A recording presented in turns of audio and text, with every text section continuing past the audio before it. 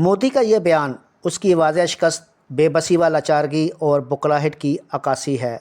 Operation सिंदूर की शर्मनाक नाकामी के बाद भारतीय मुसलमानों को अच्छी तरह समझ लेना चाहिए कि इंडियन इंतहा पसंद सियासी, मजहबी और मिलिट्री लीडरशिप का बयानिया उन्हीं खतूत पर इस्तवार है जिसका आज से 14 सदियाँ कबल मुशरिकीन मक्का का था। वह इस्लाम और उसके नाम लेवा को मिटाने के लिए बद्र में आए, लेकिन वो खुद मिट गए। उस वक़्त मुशरिकीन मक्का के दरपर्दा सपोर्टर यहूदी थे और ऑपरेशन सिंदूर के मौके पर हैरत अंगेज़ तौर पर इसराइली यहूदी पूरी कुव्वत से भारत की पुश्त पर खड़े थे।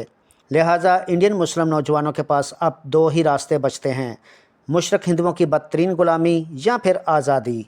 जबकि दीन इस्लाम मुशरकीन से आज़ादी के हसूल की तरगीब दिलाता है, दर हकीकत सिपह सलार आज़म सैयदना मोहम्मद सल्लल्लाहु अलैहि वसल्लम का यही उसवा हसना है।